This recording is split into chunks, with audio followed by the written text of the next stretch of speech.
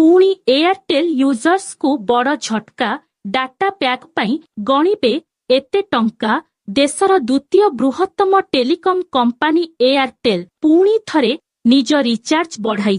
Company जुलाई 3 रे एहार recharge योजनार मूल्य वृद्धि करिथिला, किंतु एबे पुणी एथिरे वृद्धि करिछि। जुलाई 3 रु एयरटेल एहार योजना को प्राय 21% महंगा करिछि। वर्तमान एयरटेल एहार 3टी डाटा पैक मूल्य बढ़ाई उपभोक्ता मानंकु पुणी टेंशन देइछि। जदि आपण एयरटेल सिम व्यवहार करंती तेबे वर्तमान आपणंकु डाटा पई अधिक टंका खर्च करिबाकू पड़ी पारे। एयरटेल एहार डाटा प्लान रो मूल्य 60 टंका को वृद्धि करिछि। 79,181 टंका एवं 300 टंका डाटा पैकर दाम वृद्धि होइछि। एयरटेल एहार 181 योजनार मूल्य 30 टंका वृद्धि करिछि। वर्तमान आपण 211 टंका देई 181 प्लान भली समान सुविधा पाइबे। एही योजना रे आपण 30 दिनर बैठटा पाइबे।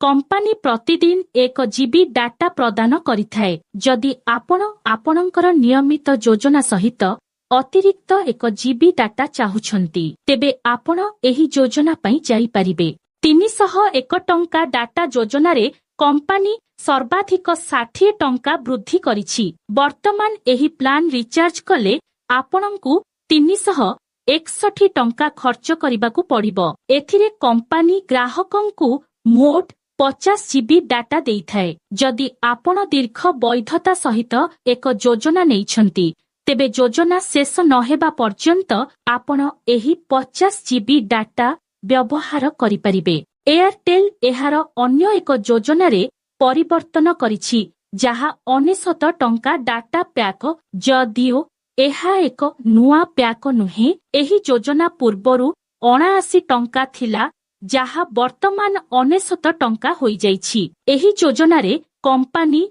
ग्राहकंकु 20 जीबी डाटा देइथाए।